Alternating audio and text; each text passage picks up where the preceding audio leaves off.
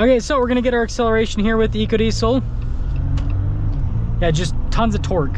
Hey everyone, it's Ben Hardy here, and in today's video, I'm gonna be going over what I consider to be the perfect Wrangler for the 2023 model year. Before getting this video though, a huge shout out and thank you to the Larry Miller Dodge Ram Jeep Chrysler here in Provo, Utah for providing me with this Wrangler. This one is available for sale for the time being, so if you're interested, I'll include a link to their inventory in the description down below. Just ask for Ryan if you have any questions. And then on a side note, if you can save time and money the next time you purchase a car, link to my car buying guide in the description down below. Let's get into it.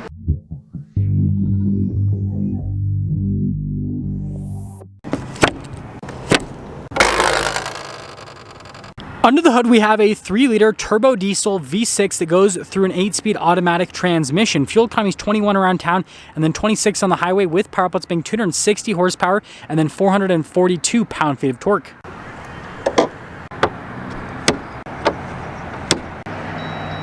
Before we go to the front end, I do want to mention, if you want to see more videos just like this, then I recommend you subscribe because I post content every single day. Now, since this is a Rubicon package, you have the cool hood vents, and then you've got those two rubber pieces to lower the windshield down onto it. We also have this red aggressive Rubicon logo, which actually goes really well with the purple. Now, this particular one has the LED light package you guys can see there for the headlights, and then also those daytime running lights on the sides. Red tow hooks, because again, it's a Rubicon, and then you got the fog lights. And then this one actually does not have the upgraded steel bumper, which is great because that saves you some money for a cooler aftermarket bumper. And this with the satin black front grille and the purple just looks so cool. Now, cover on the side here, our tire wheel setup is 285/70/17 in the front and over in the rear as well. And you guys will notice you got the silver there on the wheels, and then you also have that old school Jeep. Now, just like all Wranglers, this has a solid front axle, and then being a Rubicon, it's lifted by about 2 inches. Then you'll notice with this one, we have the body painted fender flares, body painted hardtop, rock rails there on the side, and then you can see like the trail rated badge, the Jeep badge, all the normal stuff. But look at what this looks like from the side. It's so cool. Here's our key fob. We got the Jeep logo there on the back. We have our unlock lock function, and then the remote start function with the little flip out key. You do have keyless entry here for the hatch, and opening it up, it's really easy to open up. And then you of course have the JL plaque right there, and then boom. Being a 4-door Wrangler, we've got tons of storage space here in the rear. You have more storage space underneath. That's for all the bolts for the top if you take it off, and then you have the painted roll cage, and this one has the Alpine sound system. And then window down first as always, hatch second, and look at the paint without the clear coat. That's so cool. LED taillights here in the back. We got our EcoDiesel badge there with the red tow hook. Spare 33 here with the camera in the center. And then again, you don't have anything crazy happening with the rear bumper, so something that would be great to upgrade. Now you do have Mopar shocks here with the Rubicon package, and then a solid rear axle. We've got padding here on the door panel, and then you've got some netting down below for some extra storage, and then pretty normal door handle. Now this Rubicon has the cloth seats, so you can see with the red stitching, which is completely fine with me because again, you could just swap the seat skins. Legroom in here is pretty solid. Headroom's also pretty solid. We got our little holders right here with some more storage space. We got some vents here in the back, window controls, full power outlets, some cup holders there in the center too. Front door panel has that nice padding, then again the cargo net down below. We've got a little handle here with our mirror adjustments, door lock and unlock, and then here's a quick look at the mirrors. We've got cloth seats for the front seats, again Rubicon there. Look at the stitching that goes on these sides, and then the seats are manually adjustable. Really nice pedal layout down below, and then you can see with the light controls right here, and notice we also have fog lights.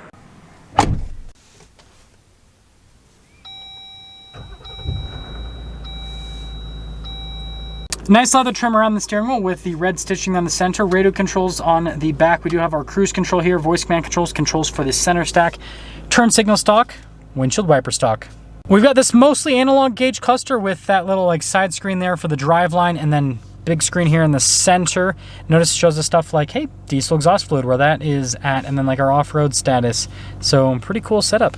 Popping into reverse, we do have a backup camera with trajectory lines that turn with the steering wheel, and this one also has the front-facing camera with trajectory lines that also turn with the steering wheel, so this is all set up for off-roading. As for the screen itself, response time is really solid. We do have heated seats and a heated steering wheel. You've got navigation with this. This also happens to have dual zone climate, so if I turn it on, boom, there you go. Analog controls for the climate system down below and the radio. We've got our heated seat controls, we've got our off-road cruise control, auto stop start, and then the stability control. All of our window controls there in the center, and then we've got this little charging ports area, and then another 12 volt there. And then being a Rubicon, we've got front and rear lockers. We have our off-road plus, which is your off-road mode, and then we have a sway bar disconnect. And then you probably saw next to it, we also have our auxiliary switches. Pretty standard driveline, select 2-wheel high, you can't see it, but 4-wheel high, neutral, and then 4-wheel low. And then we have our shifter for that 8-speed automatic transmission right next to that.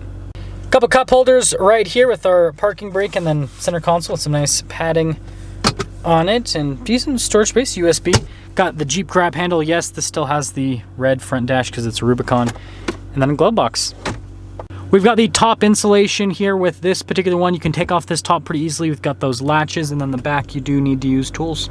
So here's our window sticker, and again, this one has the rain purple, which I'm a huge fan of. Base MSRP $46,000. This one does have some options, which, by the way, that paint is almost 500 bucks. Money well spent. Anyways, after all options on this one, you can see total MSRP $63,780, 5-year 100,000 mile on the powertrain, and then 3-year 36,000 mile on the basic. And let's drive it.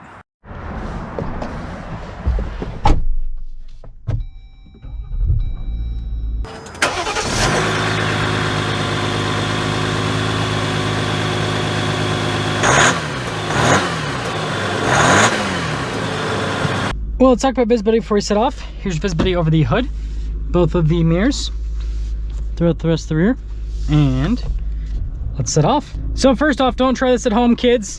And I'm just showing you guys the articulation with solid axles. So this also shows you the benefit of the front camera. I can see exactly where I'm at, so I know exactly when I'm going to touch the curb.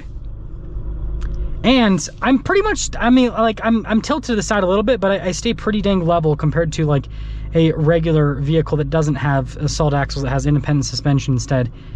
And just look how like the diesel just, I'm not even touching the accelerator pedal at all. The diesel just, boom, torques right through. So there's a benefit of the front camera, there's a benefit of solid axles, and there's the benefit of the EcoDiesel. it's such a good engine for rock crawling stuff. If I wasn't such a YouTube poser, then instead of having the 392 that I have, I would have the EcoDiesel, because it's just such a good engine in the Wrangler. And that's why I like the spec on this one. We'll kind of discuss that towards the end of the driving. But anyways, with the Wrangler, the steering's a lot better than it was in the past. So like, it still is vague in, you know, compared to like most modern vehicles. That being said though, you know, it's direct for a Wrangler. But yeah, you just get some vagueness. I mean, ultimately it does have a solid front axle, so that's just what's going to happen. It just so torquey, like barely get into it, and it just torques up. It is absolutely fantastic. Do get a little bit of noise there from those all-terrain tires, but it is well worth it for the grip and also for the looks as well. So we're gonna get our acceleration here with the EcoDiesel. Yeah, just tons of torque. Look at that. Yeah, this thing just moves. Yeah, again, 442 pound-feet of torque. You can't go wrong with that. Now, yeah, having only 260 horsepower means that it kind of tapers off at higher speeds, but you know what? It's a Wrangler, right? What do you expect? So, finishing things up, here's why I think this is so great. This color seriously looks fantastic. I know that some people probably just can't do purple, but let me tell you, as someone who owns a bright pink Wrangler, you get used to the bright color, and it's so fun because, like, you know, every single Wrangler is white or black, and you know, like, look at, like, right, so many white Wranglers. Obviously got that bright yellow one right next to it, but like, it's just, it's different and it's fun. And I think that's what the Wrangler is all about, is being different and fun, because it's not like a lot of other vehicles in the market.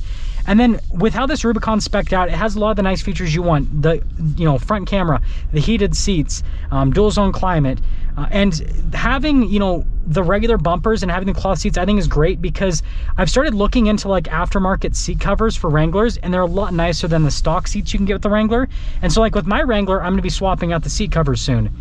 And so I think this specific one, like if I was in the market for a Wrangler again, this is the one that I would buy. And then literally what I do is seat covers, and I would do aftermarket bumpers, front and rear.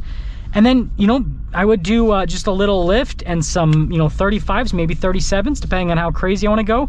And this thing would look so good, and that would be pretty, I mean, you could do all of that for under $10,000 easily. And so yeah, let me know what you guys think about this purple Wrangler EcoDiesel. I think this thing's great, and this is actually where the Jeep is parked, so you guys get to see climbing up the curb 2.0. Yeah, look at that.